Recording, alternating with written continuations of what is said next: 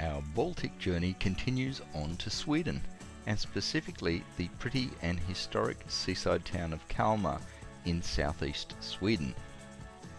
It's a lively town in summer, a well-known sailing destination with a handsome Baroque cathedral and a very impressive Renaissance castle. But in its modern history, Kalmar has become associated with the Ängöl Brewery. Our visit was undertaken in two stages. Firstly at the brewery, then onto the separate tap room, Ölhuppet, the beer shack, which is located in the historic centre of the old town. G'day folks, and welcome to Kalmar in southeast Sweden. Today I'm going to visit the Ängöl Brewery, and my sidekick is an old friend of mine, Nicholas. G'day Nicholas. Hey mate, we've visited many breweries together over the years. Anyway, let's go inside and see what Ängöl is all about. As we arrived, we crossed paths with the founder, Johan Håkansson, who was on his way out to make some deliveries to clients. Johan told us that he'd initially been a keen home brewer, and although he had no formal brewing qualifications, predicted that there was a market in Kalmar for locally produced beer. So he opened a brewery in 2010 in a neighbourhood of Kalmar named Ängö, Meadow Island. As the Swedish word for beer is öl, it was a no-brainer that the brewery be named Ängöl. The original brewery was housed in a former cooperage or barrel maker's workshop, but by 2016 production volumes had increased such that the brewing facilities were moved across to the other side of town. Johan tells us that the current production level is 150,000 litres per annum, but the brewery has capacity to double that output. With that, Johan went on to make his deliveries and left us in the capable hands of Emil, his head brewer. Okay, I'm here at Ängö Brewery with Emil, who is the head brewer here. Yeah, the only brewer. The only brewer. How long have you worked here, Emil? I worked here since 2015, around when we moved into this facility. Okay. That's 9 years. All right. And do you have any formal training in brewing? Yeah, I did a vocational college or school here in Sweden, so Okay. for 2 years prior. Okay. And I worked at the brewery in Stockholm for 5 years before. So maybe you could take us through your standard range of beer that you brew here at Ängö. Sure. Well, we mostly make normal beers, so to speak, so nothing that sticks out. Not too crazy. Not too crazy. People here wouldn't like too crazy beers. Okay. We don't sell too much of it. So. Right. So what's in that range? Quite a lot of lager, I would say. So. Okay. And some occasional temporary beers. We also make like IPA and hazy IPA. That's about as crazy as we get there. Okay. All right. The core range is made up of three brews: Prima Lager, Låtdagar or Lazy Days IPA, and a Master Pilsner, plus an ongoing variety of seasonals and temporary or experimental brews. Emil was downplaying the range of beers available, as at the time of our visit those temporary or experimental brews included the Hazy Crazy IPA, the Smooth Hopperator IPA, a Coffee Stout, a Maibock, a Raspberry Sour, the Benjamin Hoppy Lager, the Double Down Imperial IPA, and the Bass Keller beer. Now, do you use local ingredients or are they imported? Local, we use Swedish malts mostly, but not super local, I would say. Okay. But we recently made a beer for the Great Swedish Beer Festival that's made exclusively with using Swedish ingredients. So Okay. it's even Swedish hops. So Okay. it's a Pilsner style. Okay. Style. Is there much hop growing here in Sweden? No, it's not enough to fulfill the needs of them. Okay. Is that a market that I should get into? Why not? I don't know if it's lucrative though. What's Engel's best-selling beer? It's Prima Lager, the first beer that was made in 2010 when Johan started the brewery. So it's been here longer than me, so Okay. 12 years and running. All right. And I see you've got a beer in your hand there. Yeah. So what's that? This is a brown British style porter that's for national release in August. Okay. Late August. Late August. I'm going home in middle of August, so I'm going to miss out on that one. You can try it at Schappet. Oh, okay. Yeah, So they have the test brew there. We just sent it there today. So okay. So Now all I've got right. it there. So Nicholas and I are going to go to Earl Puppet yeah, after here, so we'll be able to test it there. absolutely. I'll give you some feedback on whether any improvements are required. Yeah, if it's good or not. Emil, have you made any barrel-aged beers? Occasionally we make barrel aged once a year. Okay. We recently released a Brettanomyces sour that's aged in cognac barrels and with fruits. So, Okay, which fruit? apricots, mango, and rhubarb. Okay. Is that beer available to taste? It's available at Schappet also. Okay. It will be released in August. All right. Systembolaget. Okay. Is it Small on, volume, so is it on tap there or only in the bottle? it's on tap. I think we'll connect it today. Okay, great. Yeah, All right, we should try that. yeah, absolutely. Okay. All right, Emil. Great talking to you. Yeah, great. Thanks very much. With that, we left Emil to get back to his day job, and we hopped on our bikes and cycled a short distance into the centre of town to Engel's pub/tap room, Ölhuppet, the beer shack. Okay, Nicholas, now we're here at Ölhuppet, the beer shack, which is the tap room, you can say, for Engel Brewery. We've got 4 beers here. We've got the Hazy Pale, the Brett Ale, the Prima Lager, their best-selling beer, and a Keller beer. So, let's go. Cheers. Score. Nicholas and I tasted all of the draft beers and did our best to get through as many of the bottled or canned Engel brews as was possible, but still remain coherent. This was the English style oyster porter that Emil mentioned earlier back at the brewery.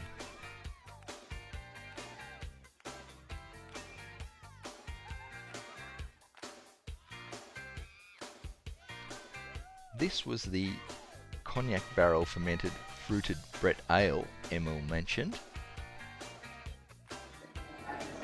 Okay, Nicholas, we've visited the Engel Brewery, and now we've been spent the last couple of hours at Ölhuppet, the beer shack, where they stock and serve the product of Engel. Yes.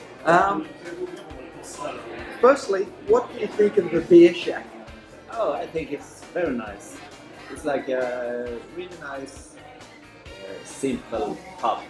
Yeah, it's got a nice vibe about it. We've sat inside, but there's tables outside. It's really quite a nice place. And what about the beer? Did you have any favourites? Yeah. For this evening, my favorite is the Lata Dagas IPA. That's my favorite. Okay, and did you have a second favourite? Second favorite is the Bass, the Keller beer. Keller beer. Yeah, I Right. think that's really nice. Okay. Well, I've got to agree with you there. My favourite also was the Lata Dagas India Pale Ale. It was crisp and refreshing, full of floral flavour, with a hint of bitterness. It was really good. Yep. And my second favourite was the Smooth Operator Session IPA. Yeah, that's a nice beer. Yeah, It's got a little more like flower floral sort of Yeah. tone. Yeah, absolutely, absolutely. And freshness. Yeah. But until next time, Nicholas, cheers, and it's always Beeroclock. Cheers.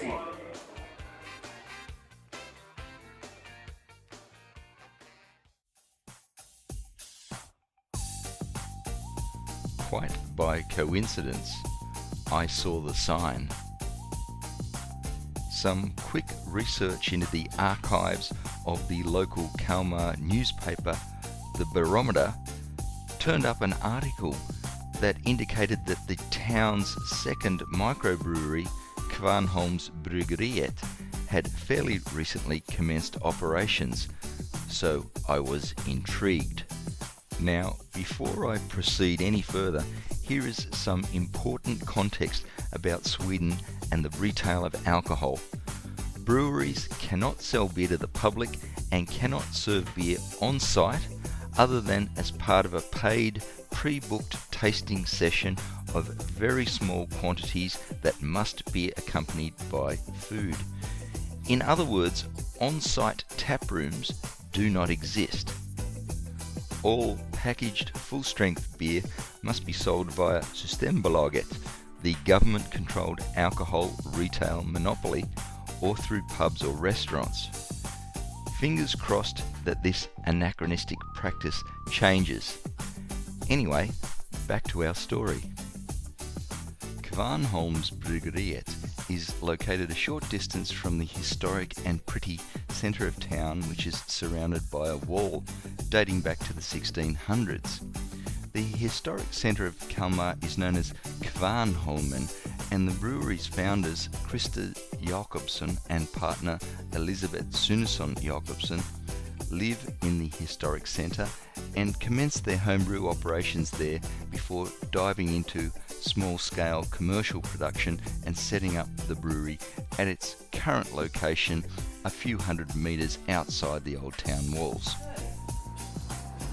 Welcome to the second Kalmar part of It's Always Beeroclock. I'm here with Krista Jakobsson at Kvarnholms Bryggeriet in Kalmar.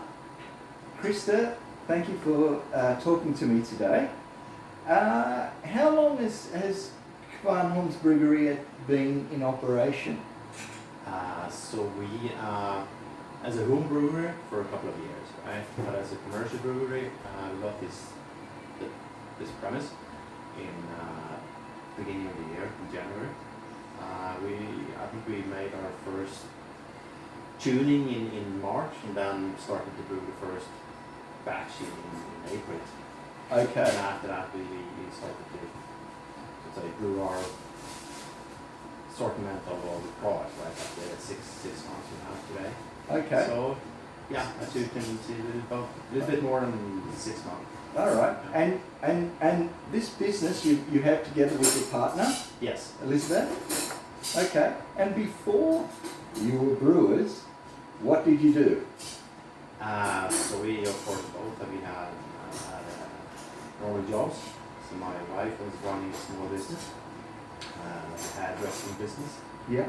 And that is the business we transformed into a brewery, right? So it started from an already existing company. I started see. the brewery. Okay. Myself, I was in corporate, like a telecom business, Ericsson. Ericsson. Yeah. Okay. So and I left Ericsson last summer, about a year ago, and started the plan for the brewing. And Okay. so that's And how or when or where were you bitten by the brewing bug? so 2 years ago. Yes, 2 years ago. We lived for 5 years in the US. Okay. Yeah, very close to brew pub, and we also visited brew pubs, tap houses, breweries around the States. Yeah. So, and I think it was at that time. And then we talked about it, to do something different Yes. after coming home. So we started with home brewing, and the home brewing went quite well. We beer was okay. Yeah. Liked it, and so let's try a commercial brewery to see if we can achieve something in Kalmar. Okay. Now, we've got 6 bottles here, so you have 6 kinds of beer in your current range. Yeah, we have 6 plus 1 that we are trying out now in our beer tasting. We have a new lager, Okay. like a lower alcoholic lager, like 5%. Okay. So apart from the 6, yes, we have 1 more. All right. Well, maybe you could describe each of the 6 for us. Absolutely. Right. So the first one is a wheat beer, but it's more like an American style of wheat beer, Belgian wheat beer. It's closer to Blue Moon. Yep. You know that one? Yes, I do. Fresh, citrus, orange, sweet orange. The second one here is a lager. It's a very tasty lager. It's Alice Bock. Mm-hmm. So it's not light, but lighter than Bock. So it's a stronger lager, tasty, 6.5%. Third one is a classical American pale ale. Very balanced, malt, hops, easy to drink beer. Then the fourth one here is probably the one we think is best, the one we like the most ourselves. Is a New England IPA. Right. But it's a New England IPA with some I would say bitterness as well. So Yeah, not just not fruitiness, just fruit, yeah. bitterness and fruitiness. So, Yes. so to keep the fruitiness stayed or in your mouth for a longer time, to have that bitterness in. We have an IPA, a classical American IPA, the number 5 here. It's a very bitter IPA, clean and bitter IPA, very dry, very hop-driven IPA. And the last one is the one that goes outside, so to say. It's a Belgian double. Right. It's a quite strong beer, 7%. It's probably not that strong depending on where you are in the world, Yeah. but 7% in Sweden is pretty strong. It's a sweet beer with a lot of fruity taste, like banana, Mm-hmm. raisins, etc. Yeah. Nuts. So it's perfect for desserts. Yes. Chocolate Exactly. desserts. Yes. And cheese. Very good beer for that. I understand that your beer is not yet available at Systembolag, at the state-controlled alcohol monopoly shop, Right. but some of your beers are available at local bars here in Kalmar. Is that right? That's true. We have 2 bars so far. And our plan is to have something available in Systembolag in hopefully in November, if they accept our beer, of course. But Yes. I think they should. I mean, they normally do. But it takes a couple of months to go through the process. Yes. Systembolag. Okay. Now your brewing facility here, I can see, is quite small. Yeah. What's the size of the batches that you make here? So depends on the beer, right? But the normal size is between 100 and 120 liter Yeah. for one boil, Yes. and the size of the fermenting tank is 150 liters. So one boil, one tank, right? Yeah. And then we keep them in the tank for about 3 weeks, and then we can tap it on to kegs or bottles, right? So we can produce, if we go full speed, as much as possible, and even use our, like a small tank we use for test. Mhm. We can do probably maybe 80 to 100 liter a week.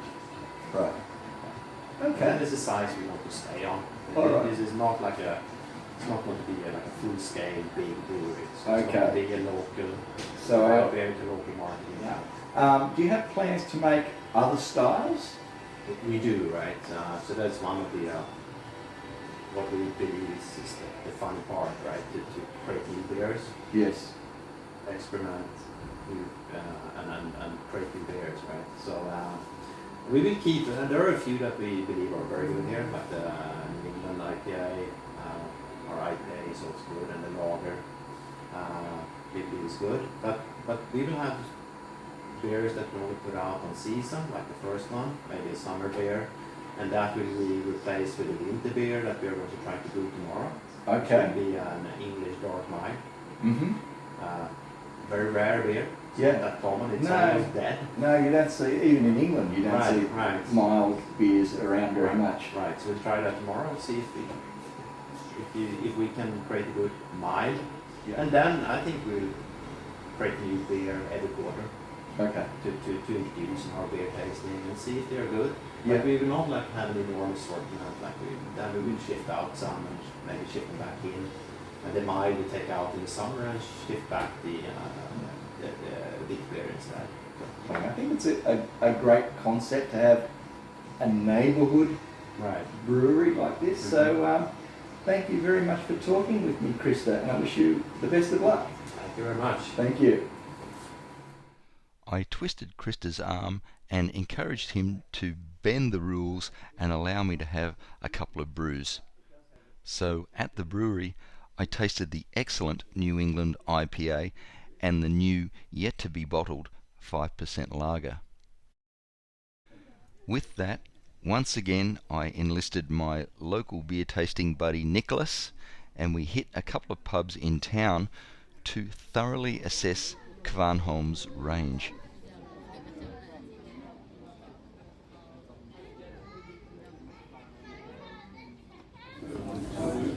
Alright folks, I'm here with my tasting buddy Nicholas again.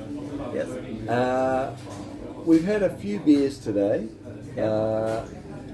and mainly we've been trying beers from the Kvarnholm's Brewery here in Kalmar. The beers that we've had, there's been 6 of them, and we've had a few others from other breweries, but Nicholas, did you have some favourites? Yeah, my favorite is the Slots IPA. The Castle IPA? The Castle IPA, in Swedish, Slots IPA. Yes. And they announced it like American IPA. American IPA, Yeah. right? I think it's a good beer and it has some good tones in it. Yeah, I think it was the most bitter of the beers that this particular brewery produced. Yeah, and that's okay. I like the more bitter IPAs. Yep. So that's my kind of flavor. So Okay. I like it. And did you have a second favourite? The second favorite is the Humledis in Swedish. Humledis. Yeah, the hop hazy. Hop hazy, yeah. Yeah. More like flowerish Yeah. kind of beer. And a lot of hops. Yeah. Bitterness. Yeah. Very nice, very nice. Well, my favourites were, in fact, the Humladis, the hazy New England IPA. As you say, it was very floral, Yeah. but it had a bit of bitterness to balance, so it wasn't just floral, it was bitter as well. And my other favourite actually was the Belgian double, Dubbel. It was very sweet, I guess you could say. It was a good dessert beer. That's actually what we're trying now. Yeah. But yeah, I quite enjoyed it. And the whole range, all of the beers were quite nice. So It was a good range of quality beers. yeah, absolutely. So we wish the Kvarnholm's Brewery all the best. Hope they succeed. Yes. And until next time, it's always Beeroclock. Cheers. Cheers. Beer.